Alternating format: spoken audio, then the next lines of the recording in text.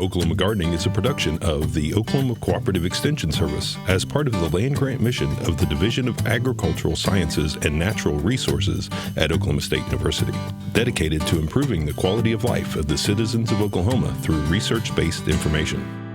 Underwriting assistance for our program is provided by the Oklahoma Department of Agriculture, Food, and Forestry, helping to keep Oklahoma green and growing.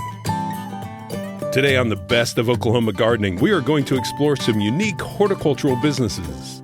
Host Casey Hentges visits with the growers at Greenleaf Nursery about the process of growing tree liners. We get a primer on hemp at Guthrie Greenhouses. In Oklahoma City, the Smart Pot Company stitches together root-healthy growing containers. And at Griffis Tree Farm, we see how Smart Pot containers are used to let customers easily select their tree right out of the field.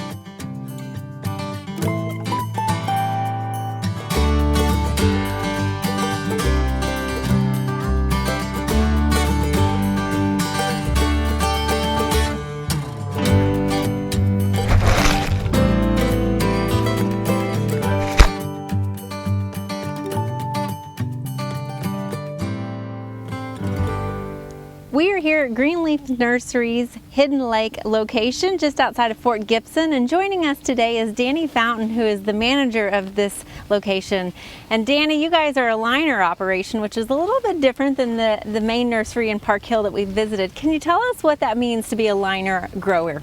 Yes, Casey, well, we started this, Greenleaf did in 1984, with the intention of growing high-quality liners that they were previously having to buy from other locations around the country. So first of all, before we go into what's a liner? Because it's a plant. It is a plant yeah. that's grown in the field. Yeah. So we have, many varieties out here. We're doing lots of trees, lots of shrubs, but we are primarily growing liners for Greenleaf Nursery's 3 divisions. Okay. So we'll grow those. We'll line some out. A lot of times they'll stay in there for 3 years, 1 year, 2 year, 3 year. But we're lining those out, and we'll grow them and develop a nice plant for our container division so they can actually put them in a container and then go ahead and finish them out for the customers. Right. So how do you start this growing the liners? I mean, is it from seed or cuttings, or what are you doing? We do some of both, but we're standing here today in our seed bed area, and all these plants you see were started from seed, and they were planted starting in December of this year. They were planted, we go up through April. We try to get them all in the ground by April, but they'll grow 1 year as a seedling, and we'll start digging these out after one full growing season. So what's the process after that first year? That first year we come in, and when they go dormant in December, and we will actually run an undercutter under them. It's got a shaker on it that basically when they get done running it under there, it'll shake the dirt loose, and we'll come in with, we've built some racks that we come in, and basically once we dig them, we'll have crews come behind and they'll put them in the racks, and then they'll actually go down into our cold storage facility. We have about a 14,000 square foot cold storage facility that we put our liners in. It's refrigerated, and so we keep it 36 to 38 degrees with the humidity we need to keep the plants viable. Right. And then we'll go into the grading process and actually grade all of these liners out and to the appropriate sizes depending on what they're going to be used for. And so are these then planted out in the field again so that they have more space to grow, or what do you do with these after that? Yes, now there's some groups, the oaks there that we're looking at, a lot of those will actually go into either a 1 or a 3. They do have a pretty long taproot, so we tend to want to go ahead and shift them up earlier because they don't transplant as well from a bigger liner. So we'll use those. We'll go directly into containers with some of those. A 1 to 3 gallon container. Yes. Is that because of their roots and stuff like that? Yeah, they do tend to have a pretty good taproot, so Okay. we'll go ahead and try to get those shifted so we don't have as many losses. So we use a lot of this is for the purpose of what they call understock. Okay. Which is to just basically use their root system. All right. Yeah. So here we've got some native pecans, but you're going to graft some paper shell cultivars onto that? Yes, absolutely. Okay. That is what the intent of these seedlings will be. We just, like I say, they're native. We picked them up here locally, and so we'll go ahead and plant them out in the field, and we'll be grafting those. The next following year, Okay. we'll be putting the paper shell varieties on them. And of course, with the eastern redbud, we all know they're native, and so having a native hardy rootstock, that's going to be a hardier plant for us. Right. But you also then you're able to put a different cultivar on there that might be showy or something like that. Yes, we do have. We have, I think, well over 15 varieties of redbud that we're doing. Different varieties have different characteristics. So yeah, we have lots to choose from as far as the redbud goes. So can we go take a look at some of those grafted redbuds you might have growing? Yes, absolutely. Let's go. So Danny, all of those redbud seeds, a lot of them end up here, but they look so different now. You've got grafts on them, right? Absolutely. Yeah, they get put down here, and we'll plant them. We planted these last year, and we went in here last year, and we actually put the different type buds that we do down here, the different varieties. And you do it really, you graft it really close to the ground, actually? Yes, yeah, we try to put it about 2 inches or so below the ground so that we have a nice, there where your graft union is, it's nice and low as we can get it and straight. Do a lot of work with stakes and papering to get them to, to be as straight as possible, because we want a good quality, high quality tree. Right. Is what we're trying to do. But yes, this is it's what we do with a lot of those seedlings. They come up and get lined out in the field, and then we do our budding and come up with all these different colors. Time invested in these plants before they ever see the nursery where they're sold. Absolutely. Like let's kind of go through that timeline. You got a year over with the seeds, and then how long do they stay here? Yes, this is their second year, so they'll have 2 full years here. Okay. And then we dig them this winter. They'll get put in a container for at least 1 year, and sometimes 2. Okay. So you're looking at least 4 years before they actually go out the gate. All right. So sometimes when we question the price on a tree, now we know why it might be a little... So many prunings and so much labor has to go into these trees before they're ever to the market. So yeah. Well, one more question about, you've got a lot of seed genetic diversity over there. Do you ever find anything unique growing amongst all those different seedlings? Absolutely, and we're always looking for that, because we're always wanting to come up with new varieties. But matter of fact, right here is some plant that's the Burgundy Hearts redbud that was found over 15 years ago, and they were actually found from sports and from seedlings out in some of the seeds we grew. Yeah, they have a beautiful burgundy color, and there was one called Forest Pansy before it, but this one proved to be so much color, held so much better and a deeper burgundy. So we researched that for several years, and now it's in production and doing very well. So this was just a naturally found sport growing amongst all those seedlings. It was, and we went through all the trialing and process that we do there to make sure that it was true to what it looked like it was. And sure enough, this has turned out to be a really, really good variety for us. Yeah. Well, it's excellent and beautiful, and thank you for sharing all of this with us. This is great to know about the history and kind of what makes our trees get to our nursery. Well, you're very welcome. Thank you.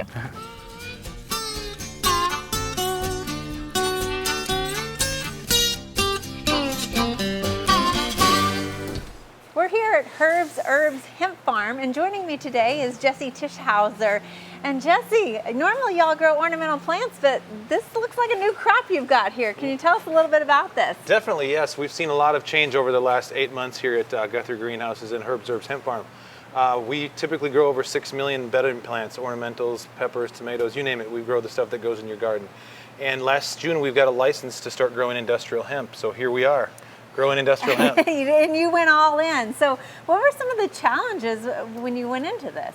Well, the biggest challenge first was finding seed, or finding how do you get started. Right. Understanding the Oklahoma laws and the pilot program from 2014, and now we've got the 2018 agricultural. Things are constantly changing for you. Right, so we've only been in it for less than a year, and stuff has changed multiple times. So we've learned a lot, and we've seen a lot of change, and we're still learning. Okay, so let's talk about this as a plant. I mean, really, you're growing it in a greenhouse, just like you would grow tomatoes and other things. Right. So can you tell us a little bit more about what it is to have a short day plant, how to manage that? Right, it's very similar to poinsettias and chrysanthemums.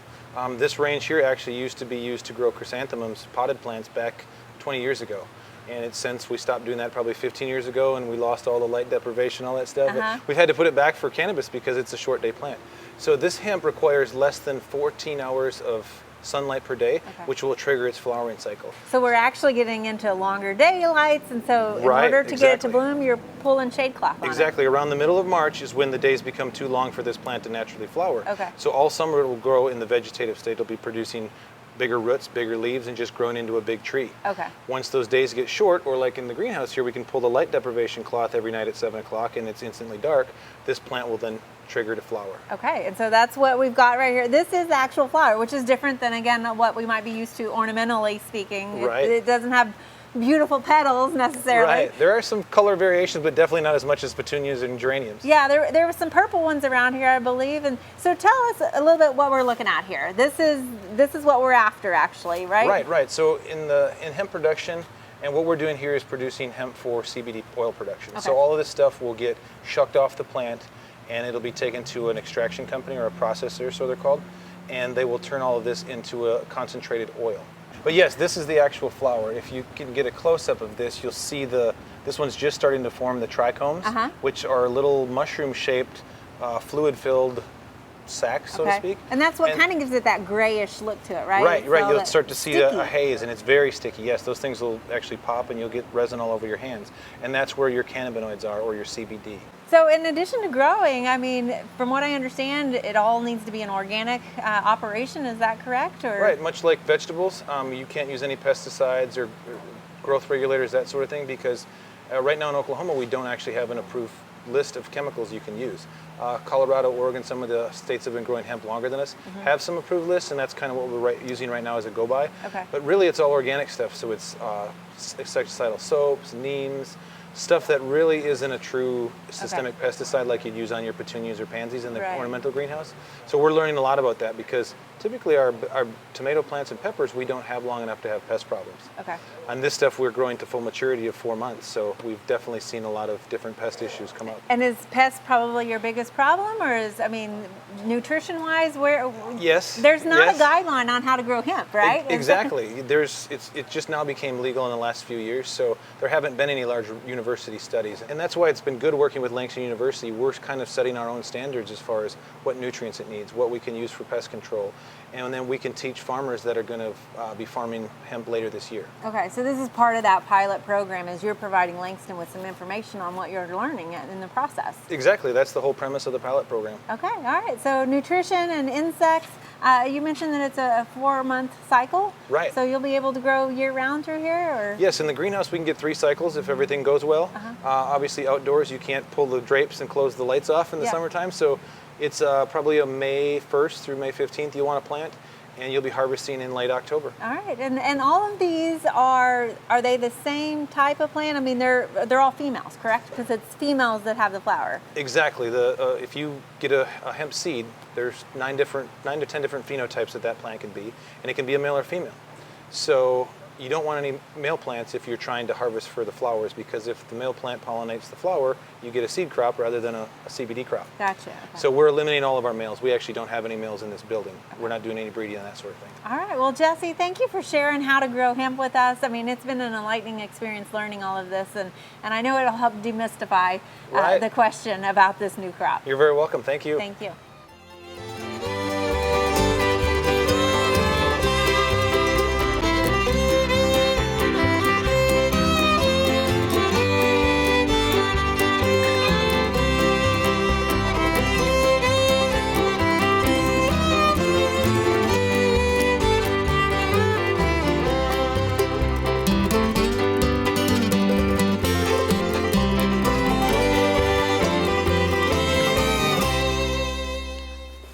I'm walking through a warehouse of a lot of inventory, and you're probably wondering what this has to do with gardening, but we are right here in Oklahoma City and at the Smart Pot facility, and joining me today is the president, Kurt Rieger. And Kurt, I mean, this is a big thing in gardening. Well, we make everything here, right here in Oklahoma City. So it's kind of amazing. We have an 80,000 square foot warehouse, and it's all a product made here in Oklahoma City. So let's talk a little bit about the product. You got one over here that we can maybe look at. Yep. So you guys, how long has this company been going on? We started in 1984, incorporated in 1984, and we've been going since that time. So your dad started this, but you have kind of revolutionized it. Well, I came back, I was working in New York City and came back in 1985 and started in 1985. And at that time, we brought everything here and started to manufacture ourselves here. So really it started as a tree container Tree liner. bags, yes, root control bags. Okay. And for the first 15 years of the existence of the company, all we did was the root control bag, the tree bags. Since that time, we evolved to all kinds of different containers. And so you've gotten into the home gardener and that sort of stuff. Yes, I mean, absolutely. And the production gardener as well. There's a number of production people who need better containers with drainage, containers that release heat. It's just a better growing container. So let's talk about some of the different types of containers you have. You've got, for the homeowner, you've got strawberry pots. You've got long rows that you can plant. I mean, all types of containers for the homeowner, and then all types of custom containers for industrial use and greenhouse use as well. Right. So obviously we're in the spring season. You've got a lot of inventory that's ready to roll out. And a lot of inventory that's going out the door today. Well, what's exciting about this product, I think, is that it is made right here in Oklahoma City. Yes. So let's talk a little bit about the material that you're using and where that's coming from and stuff like that. We get all of our material actually from in the USA. Most of our fabrics are made in Georgia or North Carolina. They're made to our specs. We're very particular about the specs. In fabrics, you can get a lot of metals. We don't want any type of thing like lead, copper, those types of heavy metals, bisphenol. We don't want any of that. Especially if you're growing plants, if you're growing edibles, and we focus on growing edibles, things that you're going to ingest. Right. So we want a clean fabric, and we work very, very hard to maintain a clean fabric. Okay, and that fabric's what's so important because it actually is what does the root pruning that makes your product so popular. Yes. That's very important, and the fabric does a great job of root pruning. So this is a big pot, obviously. Yeah. Mm-hmm. This is a custom pot. That's actually a tray liner. Oh, okay. All right. This is a custom pot that lines the tray. So people who are growing on a tray here, on a 4x4 tray, would put this to line.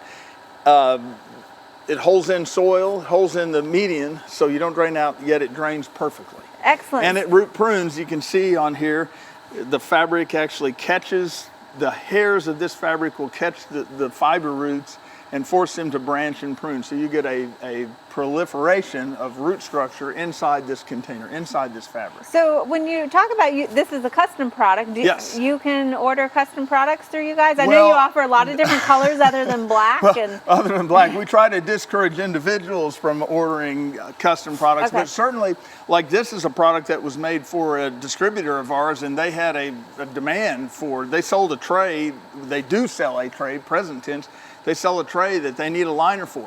So they come to us and say, hey, can you guys make a liner for our tray? Sure, we'd be happy to. So for large customers, you're able to customize that? Oh, absolutely. Yeah. Well, excellent. So again, I know it's all made right here in Oklahoma City. Can we go take a look at how it's made? Let's walk over here and I'll come on over. All right.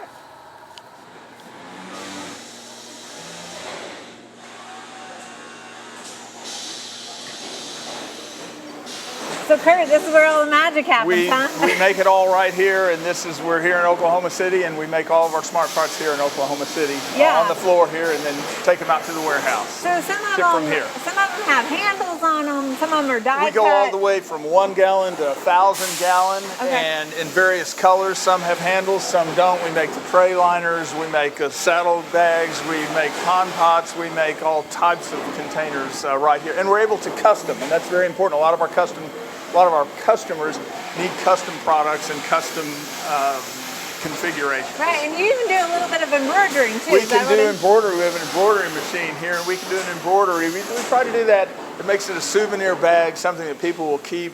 If it's for a store, they'll put it on their shelf and kind of keep it as a souvenir. So that works out very well. Well, so I would imagine with all of this fabric that you're using, there's always a little bit of scrap with when you're sewing and that sort of stuff. We've actually recycled over 1 million pounds of fabric, of scrap fabric, because whenever you're cutting, there's always going to be a piece or two that gets cast off. So and people, they'll pay you for recycling, so it actually becomes a profit center. Okay. So you recycle over 1 million pounds, you said. Yes. And that's going back into the product itself, and then also into other uses. It goes back into the product itself, but not directly. We sell it to re-wholesalers, and then they melt it down and put it back into the material. All right. Well, you've got a lot going on here. It's a little louder than what we're used to shooting it, but this is terrific. Yeah. Thank you. Thanks. And so let's go take a look and see how this product is used in the garden. Come on up to the greenhouse. We have a great big greenhouse, and my wife's over there to show us how it's done. Excellent. Thanks.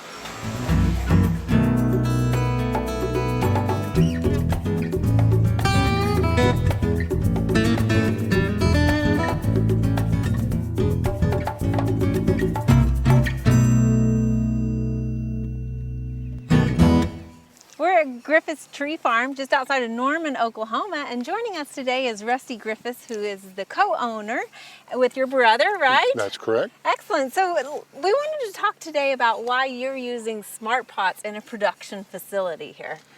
One of the reasons we like it is because it has a great lateral root system, and also because of the space that we grow in, it allows us to contain the root system. Okay. So when we dig the tree, we don't disturb the roots like some of the ball and burlap. Well, and that's the thing. I think it's so different that you're growing in these pots, because a lot of times we think either buying bare root or balled and burlap, but this is a little bit of a different type of operation that you're doing this for. This is a little bit different than, there are some other folks in Oklahoma that grow this system as well. But again, we really like it because of the space saving and the containing of the roots. And when we dig the tree, we don't have to disturb the root system. Right, so you're literally just almost picking up the container and taking it to whoever purchased it then at that point. That is correct. So when we look down the row here, you can actually see some of the pots sticking up out of the ground. You've got drip irrigation on it, it looks like. I mean, that's a sizable tree you've got growing in what seems to be a smaller container. Yes, this is a 2-inch autumn blaze maple. When we start the tree out, we basically start it like this. It comes in a root maker pot, which keeps the root system from circling. So it's got the different steps on there. Right, and it allows the roots to not circle. And then when we plant those in our grow bag, the grow bag does the same thing. It allows the roots to come out sideways, but not deep. And so when we transplant this tree to the homeowner, then it allows the taproot to grow, and the tree will grow and prosper from there. And I think that's a critical thing, because a lot of times, you know, as homeowners, we know to tease those roots that might be circling, because if you don't, regardless of what you planted in, if you had bought a liner or a smaller tree that was already circling, when you put it in here, it's going to keep doing the same thing, right? That is correct. It'll continue to circle. So that's one of the things that we do, is we start off with a great tree, and then we get a great product. So tell me about the difference in harvesting or digging one of these trees compared to what you would have to do if you were doing balled and burlap. Well, the biggest difference between us and the ball and burlap is this tree is actually grown into the bag. So when we dig that tree up, then we can remove that bag and we don't disturb the main root system.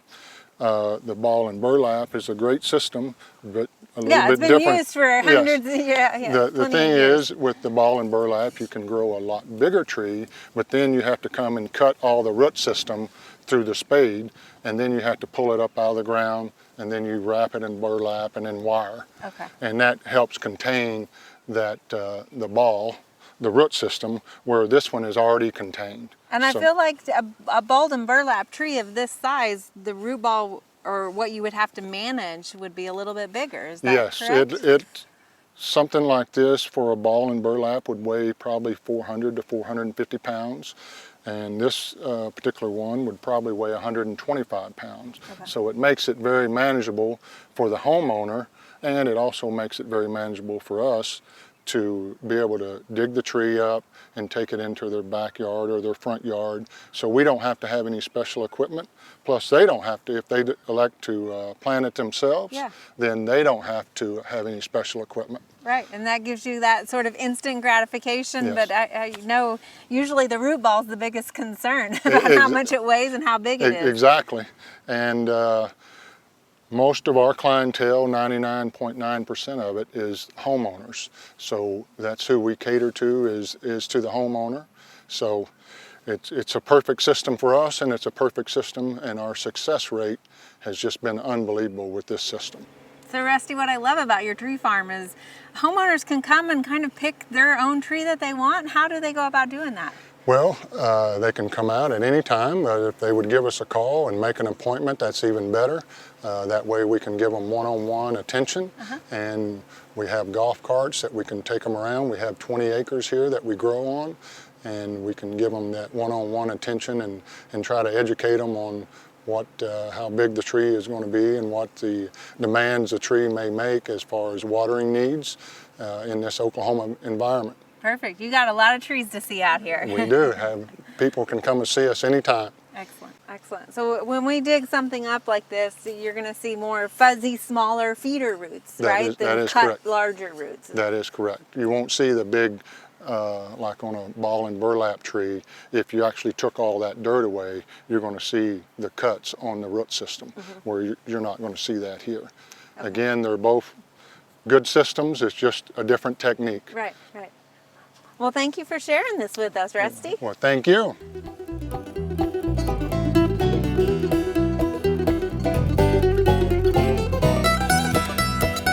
There are lots of great horticultural events this time of year.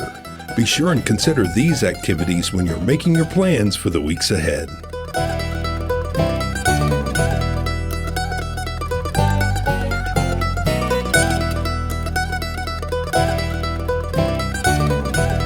Next week on the Best of Oklahoma Gardening, we'll take an epicureal excursion to Italy. We'll visit a slow food cheesemaker, find out how the best olive oil is produced, make some northern Italian pasta, and visit with a rock and roll butcher. It's ciao for now, but we hope you join us next week for more TV you'll grow to love.